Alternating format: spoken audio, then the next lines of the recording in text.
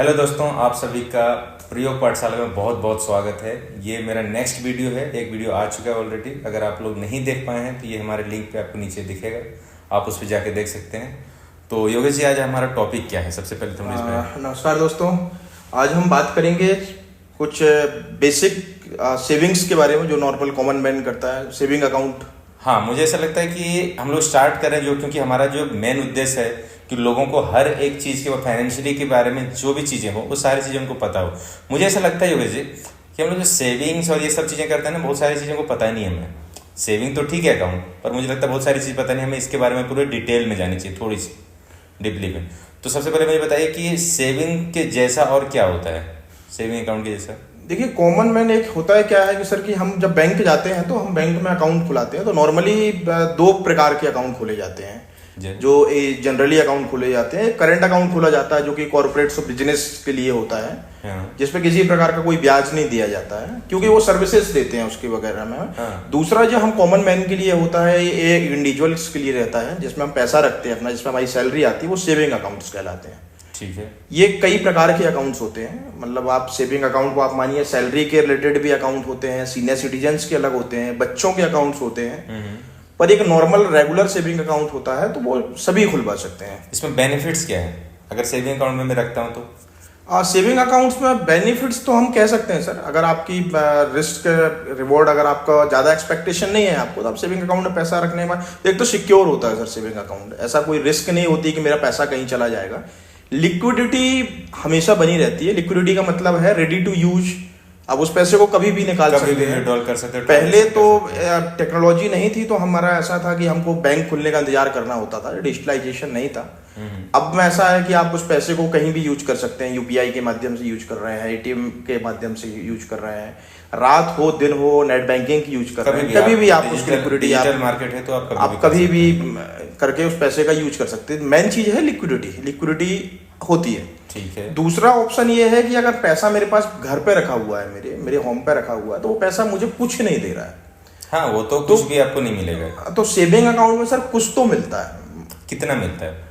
अब बैंकों का सर पहले सेविंग अकाउंट में ज्यादा था, पर अब अगर देखा जाए तो बहुत नॉमिनल है। मतलब अगर आप फाइनेंशियली और चीजें पूछेंगे तो सेविंग अकाउंट हमें एक लॉस का इन्वेस्टमेंट और पैसा कह सकते हैं हम। मतलब मैं इसको इन्वेस्टमेंट का पार्ट नहीं कहना ज्यादा उचित नहीं होगा। मतलब ठीक है, बट इन्वेस्टमेंट का पार्ट नहीं है सर।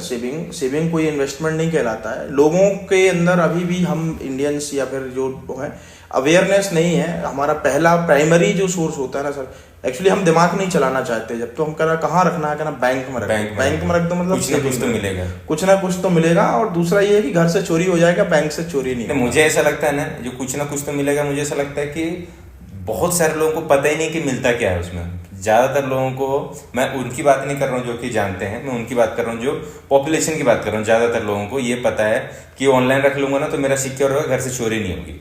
बिल्कुल सर, क्योंकि ये चीजें नहीं देखी जाती हैं आज भी हम सेविंग अकाउंट में जब अकाउंट ओपन कराते हैं तो हम पास वाली ब्रांच देखते हैं। हाँ। हम उस पर रिटर्न नहीं देखते, क्योंकि अगर आप बैंकिंग की बात करें तो एसबीआई से मान लो सबसे बड़ा बैंक है स्टेट बैंक, ये 2.70 के आसपास पर एनम। 2.70 मतलब 1 लाख रुपए अगर आप भारतीय स्टेट बैंक में जमा करते हैं सेविंग खाते में 2700 के आसपास, तो 2700 रुपए आपको अप्रोक्स, या 3000 भी अप्रोक्स ये रेट चल रहा है। ये इंटरेस्ट रेट आपका चल रहा है। इतना पैसा आपका एक साल में 1,02,700 रुपए आपका। और ये आपने मेंटेन करके रखा तो एवरेज ये क्वार्टरली बेसिस पे चलता है। एक्चुअली हम ये 2.5% को हम 1 सेकेंड में थोड़ा सा रोकना चाहूंगा आपको। मुझे ऐसा लगता है कि आप लोग में से मतलब बहुत सारे लोग हैं ऐसे जिनको यही नहीं पता होता कि इंटरेस्ट मिलता है। अगर मिलता भी है वो कब मिलता है, ये बहुत कम लोगों को जानते हैं कि कब वो मिलता है। तो ये मिलता कब है? सर पहले ईयरली चलता था, आज बैंक क्वार्टरली दे रही है। कंपटीशन का जमाना है। कुछ बैंकिंग सेक्टर हैं, कुछ बैंक हैं जो मंथली इंटरेस्ट क्रेडिट कर रहे हैं। अच्छा, मंथली भी कर रहे हैं? हाँ, आप आईडीएफसी को ले सकते हैं। आईडीएफसी मंथली इंटरेस्ट दे रहा है। इवन इंटरेस्ट रेट भी अच्छा है, 7% के आसपास वो इंटरेस्ट रेट दे रहा है। 7% के आसपास पर एनम। और हाँ, ये है 2.7 मतलब 3% के आसपास। हाँ सर, देखिए बैंकिंग के पार्ट पे मैं आऊँ तो यूजर्स और डिपॉजिट्स का फर्क पड़ता है बहुत। मतलब इसका रीजन क्यों मैं एसबीआई में क्यों जाऊँ? भरोसा सर, मतलब आप टाइम से चलता आ रहा है, गवर्नमेंट बैंक है। LIC में जो भरोसा बना हुआ है वही स्टेट बैंक में बना हुआ है। LIC तो LIC है, मतलब आप उसको कहेंगे ना कि घर नींद से अगर आप भूल गए तो हम उठाकर पैसा देंगे, ये लीजिए आपके इंश्योरेंस के पैसे। स्टेट बैंक भी वही है ना सर, डूबने का खतरा नहीं है कभी भी। हाँ। अभी आप रिसेंटली देखे होंगे कोटक महिंद्रा बैंक पे RBI ने क्रेडिट कार्ड और उस पर रोक लगा दी। बिल्कुल ठीक है। उस वजह से उसका रेट फ्यूचर में अपन बात करने वाले हैं स्टॉक मार्केट की, तो अब ये देखिए जिस दिन ये रोक लगी कोटक महिंद्रा बैंक, देखो ये है तो पार्ट सब उन्हीं के। हाँ। मतलब आप उससे भाग नहीं सकते। अगर 1800 की वैल्यू 1600 पे आसपास 9 से 10% पर एक दिन में गिर गया शेयर्स। पर उसका फर्क ये पड़ता है SBI ने इसमें अभी कुछ साल पहले HDFC पे इसी प्रकार की झेलना पड़ा था। यस बैंक हो गया। बिल्कुल। पर ये सब जो भरोसा है ना सर, ये स्टेट बैंक में साथ दिक्कत नहीं है। स्टेट बैंक का गिरना मतलब आप समझ रहे हैं कि इकोनॉमी का क्या होना है। मतलब मुझे ऐसा लगता है कि लगभग सभी के अकाउंट, एक ना एक अकाउंट अगर होगा ही SBI में। हाँ, मतलब मोस्टली लोगों के सभी के SBI में अकाउंट होगा। हाँ, SBI वाले भले लंच में आपको बैठा ले रहे हैं या लंच, मुझे ऐसा लगता है ना कि यार लंच ब्रेक ही रहे पर SBI में अकाउंट होगा। SBI में मुझे ऐसा लगता है कभी कभी ना कि जैसे ID की अगर बात करूं, ईमेल ID की, तो जितने भी लोग होंगे, चाहे आपकी ईमेल ID किसी में भी हो, मुझे लगता है कि Gmail ID तो जरूर होगा। बिल्कुल। चाहे आपके रेडिट में हो, याहू में हो, किसी भी और में, हॉटमेल में, पर एक जीमेल की ID होगी। उसी तरह से मुझे लगता है बैंकिंग, अगर आपके पास अकाउंट है, अगर 3-4 अकाउंट अगर आप रखते हैं तो उसमें से एक SBI शायद होगा। बिल्कुल सर, बिल्कुल। तो सेविंग अकाउंट में ये सर 2.70 से लेके और दूसरे बैंकों में अलग अलग इंटरेस्ट रेट होते हैं। तो अगर मैं बेसिक चीजें, अभी कंफ्यूज ना करते हुए बेसिक चीजें मुझे बताता हूँ। अब आपके ऊपर है कि आपको किस में अकाउंट ओपन करवाना है नहीं करवाना है, ये आपके ऊपर है। बेसिक चीज सबसे लोवेस्ट में अभी जो मुझे दिख रहा है वो SBI में मुझे लग रहा है कि इंटरेस्ट रेट सबसे कम दिख रहा है। हाँ सर, SBI में अभी अगर डेटा के अकॉर्डिंग अगर बात करें तो हाईएस्ट किस में ज्यादा जा रहा है? आप IDFC को ले सकते हैं सर, मतलब एक चूज कर सकते हैं। 7% के आसपास, 7% अच्छा रेट है। बहुत सारे FD में भी शायद मुझे लगता है 7% के आसपास है, तो 7% भी अच्छा रेट है, उसमें बुरा नहीं है। अब आपके ऊपर है कि ट्रस्ट किस पे कितना आप करते हो, कितना फ्लेक्सिबिलिटी है उसमें आपको। ट्रस्ट मतलब ये नहीं होता केवल पैसे देकर। RBL भी अच्छा दे रहा है सर रिटर्न, जीवन फाइनेंस भी दे रहा है। अब एक्चुअली अब जो कंपटीशन है ना, न्यू बैंक है या प्राइवेट सेक्टर के जो बैंक हैं, वो अप्रोक्स 7% के आसपास 6-7% के आसपास इंटरेस्ट दे रहे हैं। वो तो एक ये भी है कि हाँ भाई उसमें अगर आएंगे तो ज्यादा अच्छा, उनके पास कस्टमर्स कम है तो उस चीज के हिसाब से सर्विसेज भी अच्छी है। सर्विस भी अच्छी है। अच्छा।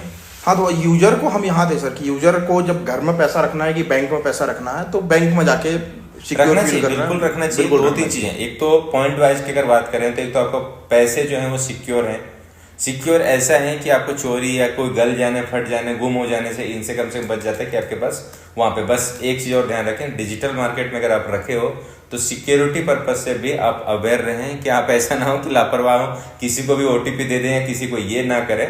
बाकी चीजें देखोगे तो आपको थोड़ा सा बढ़कर ही मिलेगा इंटरेस्ट रेट। सर सेविंग से जैसा, सेविंग के जैसा और कोई है जिसमें इंटरेस्ट रेट ऐसा अच्छा मिलता है? देखिए, आप बैंकिंग सेक्टर या नंबर ऑफ आप मानिए 15 से ज्यादा टाइप के सेविंग अकाउंट ऑफर करता है। ये हर बैंकों में अलग होते हैं। Family saving account, women saving account, child का होता है, सीनियर सिटीजन का अलग होता है, सैलरी वाले का अलग होता है। बहुत सारे मतलब नंबर ऑफ टाइप के सेविंग अकाउंट्स होते हैं, सबके अलग अलग बेनिफिट्स हैं सबके। तो हमको क्या होता है कि हमको हमारी यूजर्स के अकॉर्डिंग, मतलब जैसे रिक्वायरमेंट है, जैसा मेरा यूज है उसके अकॉर्डिंग मैं उसमें करवा सकता हूँ। उसके बेनिफिट्स भी थोड़े ऊपर नीचे हो सकते हैं। बिल्कुल, बेनिफिट्स हो सकते हैं ऊपर नीचे। सीनियर सिटीजन्स में थोड़ा ज्यादा बेनिफिट मिलते हैं। विड्रॉल लिमिट चेंज हो सकती है, ATM की लिमिट चेंजेस होती है, विड्रॉल लिमिट बहुत सारी बैंकों के, ऑनलाइन ट्रांजेक्शन के भी, ऑनलाइन ट्रांजेक्शन की लिमिट चेंज होती है, बहुत सारी चीजें होती है। अगर आप सेविंग बैंक के अलावा कुछ और पूछेंगे कि उसके अलावा क्या है, तो सेविंग अकाउंट के विदाउट रिस्क, सेविंग अकाउंट में तो कोई रिस्क है नहीं है। जैसी रिस्क है वैसा रिवॉर्ड है सर। बिल्कुल है ना। मतलब मेरे ख्याल से 1 लाख का 1,02,000 होने से अच्छा तो यूज करना ही होना पैसा। अब उसके बाद RD अकाउंट है सर। RD क्या होता है? RD रिक्रूटमेंट डिपॉजिट अकाउंट होता है कि एक पर्टिकुलर अमाउंट, जस्ट लाइक आप उसको सेविंग कह सकते हैं, वो भी एक सेविंग अकाउंट टाइप का ही होता है। हमारे उसमें हर मंथ कुछ पैसा जमा होता है जिसके रेट ऑफ इंटरेस्ट थोड़े से हाई होते हैं सेविंग से, वो 5-6%, 7%। RD SBI में शायद 4 या 5%। तो मेन उनका नेचर क्या है? RD का नेचर कैसा है, किस तरह का वो? जब RD का नेचर सर ये है ना कि थोड़ा थोड़ा पैसा, SIP टाइप का, सिस्टमेटिक डिपॉजिट प्लान कह सकते हैं आप उसको। अच्छा। तो वो थोड़ा थोड़ा पैसा हर मंथ जमा होता है और वो पैसा बड़ा हो जाता है। आरडी का सेविंग उसका अकाउंट, इंटरेस्ट आपको इससे सेविंग से ज्यादा रहेगा? सेविंग से ज्यादा इंटरेस्ट रहता है। उसके बाद इंटरेस्ट पे इंटरेस्ट भी मिलता है। मतलब आरडी में 2 ऑप्शन आते हैं अपने पास कि मैंने आप सब मैं किसी बैंक का कस्टमर हूँ, मुझे अपने खाते में आरडी खोलनी है, मेरे पास हर मंथ मेरी सैलरी आती है, तो मैंने एक आरडी अकाउंट खोला, उस पर मैंने 2,000 रुपए 5,000 रुपए हर मंथ डिपॉजिट किए। आपने पहले से बता दिया? हाँ, बैंक का बिल्कुल आरडी बैंकों की स्कीम चलती है किस टाइप की आरडी अकाउंट खोलना है, और हर महीने मैंने 2,000 रुपए 4,000 रुपए जमा किए, उस पर ब्याज मिला, फिर वो ब्याज उसी अमाउंट का क्रेडिट हो गया, और फिर ब्याज पे ब्याज मिलते हुए वो अमाउंट एक कॉर्पस जनरेट करने के लिए कंपाउंडिंग इंटरेस्ट इसमें। हाँ, कंपाउंडिंग इंटरेस्ट। मतलब अगर मैं इसमें बात करूं बेसिक नेचर चेंज जो मुझे समझ में आया, सेविंग अकाउंट में सिंपल इंटरेस्ट से आपको कैलकुलेशन होता है और आरडी में कंपाउंडिंग इंटरेस्ट है। हाँ, कहना सही है? बिल्कुल। हाँ, चलिए ठीक है। इसके अलावा सेविंग हो गया, आरडी हो गया, और कुछ अगर करना चाहें तो? बैंकिंग में एफडी है सर। एफडी है जो तो बचपन से मेरे ख्याल से सभी लोग जानते हैं उन चीजों के बारे में। नहीं, एफडी के बारे में एक्चुअली जो हम जानते हैं sir, FD number of types की एफडी होती है। जैसे एफडी, अगर आप एक चीज समझिए कि एक टैक्स सेविंग करके, टैक्स सर्वर करके एफडी आती है, उस एफडी में बैंक नॉर्मली बैंकों के पास मिल जाती है। अगर एफडी 5 साल की आप करते हैं तो उस पर मिलने वाला ब्याज टैक्स फ्री होता है। अच्छा, ये नॉर्मली होता है? हाँ, ये नॉर्मली हमको नहीं मालूम होता है। 5 साल में टैक्स से क्या लेना देना? हाँ, क्योंकि हमें टैक्स से क्या लेना देना कि टैक्स होता क्या है, टैक्स होता क्या है, पर वो बैंक टीडीएस काटने के बाद ही हमको देता है, तो हमको लगता है इतना ही मिला है, पता ही नहीं होता है। हम मतलब अभी टैक्स की बात करूं, अभी मई चल रही है, तो बहुत सारे लोगों को यही नहीं पता। मैं बहुत सारे लोग पूछते कि तुम्हारा टैक्स रिटर्न फाइल कर दिए, मैं कैसे कर सकता हूँ, मेरी उतनी सैलरी नहीं बनती है।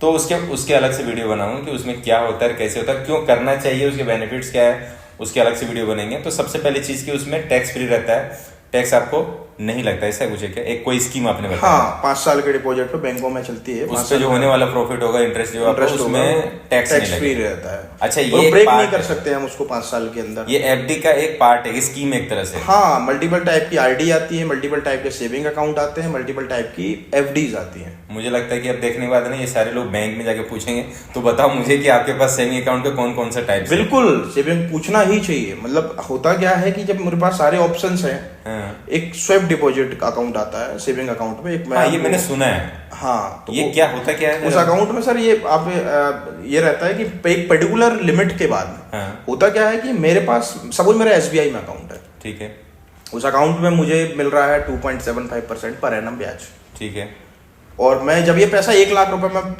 365 डेज, मतलब सपोज मैंने 1 जुलाई को अकाउंट खोला है, तो मैं 31 जून तक अगर ये पैसा मेंटेन करता हूँ, तो मुझे वो पैसा मेरा 1 लाख का 1,02,700 रुपए हो जाएगा।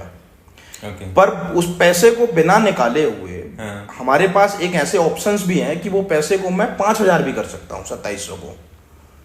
अच्छा। बैंक को सिर्फ एक आवेदन देनी होती है, बस, और कुछ नहीं करना है। पर बैंक हमको ये नहीं बताता, क्योंकि वो बैंक के पास तो पैसा है ना सर।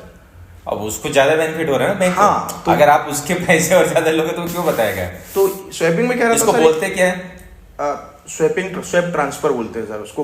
आरडी ही एफडी ही बनती है वो। अच्छा, ऑटो स्वेप होता है, ऑटो एफडी बन जाती है। पर वो आरडी एक तरह से नहीं है, वो अलग है। नहीं, वो एक पर्टिकुलर लिमिट के बाहर, हाँ, वो एक्चुअली वो सेविंग अकाउंट से लिंक अकाउंट होता है। अच्छा। मैं आपको एक एग्जांपल के थ्रू बताता हूँ, बहुत सिंपल सा हो जाएगा।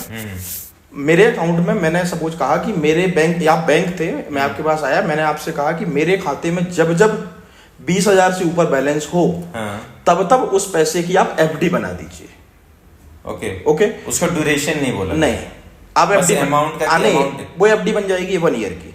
ओके, पर वो ब्रेकेबल होती है। हाँ, वो कभी ब्रेक कर सकते हैं। आप जब भी आप सपोज मेरे, और जब भी मैं पैसा निकालूं, यदि मेरे अकाउंट, मेरे को 20,000 से ज्यादा निकलना है, तो अगर मेरे खाते में मैंने 30,000 रुपए निकालने का कहा, अब मैंने तो आपसे इंस्ट्रक्शन दे चुका हूं कि 20,000 के ऊपर आप एफडी बना देना। मतलब हमेशा मेरा अकाउंट का बैलेंस जो रहेगा वो 20,000 मेंटेन रहेगा, क्योंकि अब 30,000 रहेंगे तो 10,000 की एफडी बन गई। सपोज कभी 40,000 रहे तो 20,000 की एफडी बन चुकी है। ठीक है, तब नंबर ऑफ एफडी बढ़ चुके हैं मेरे खाते में।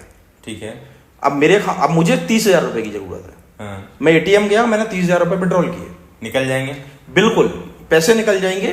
First in first out. जो एफडी आपने सबसे पहले बनाई थी वो टूट के और वो पैसा विड्रॉल हो जाएगा। सपोज वो एफडी 20,000 की थी, आपने यहाँ 30,000 रुपए निकाले, तो 20,000 रुपए आपके अकाउंट के, 10,000 रुपए उस एफडी के, तो उस एफडी से सिर्फ 10,000 रुपए निकलेंगे। 10,000 रुपए एफडी मेंटेन है यार, ये तो अच्छी चीज है। तो ये सर बैंक हमको नहीं बताता है, और हमको इस चीज का नॉलेज नहीं होता है।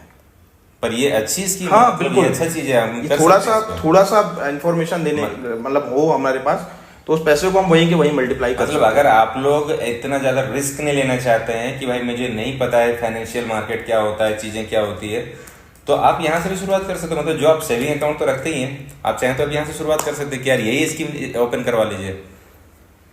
चलिए ठीक है, इसके अलावा हम लोग जो एफडी पे बात कर रहे थे जी, एफडी में बेनिफिट्स और उसमें रिस्क किस तरह का, कैसा क्या है वो, एफडी है क्या एक्चुअली, मतलब कैसे उसमें कर सकते हैं, रिटर्न का क्या उसमें प्रोबेबिलिटी है और कितनी होती है? देखिए सर, रिटर्न के दो क्राइटेरिया हैं। अगर आप ये सेविंग अकाउंट, मैं पहले आप सेविंग अकाउंट की रिस्क और रिटर्न की बात मैं बता देता हूँ आपको।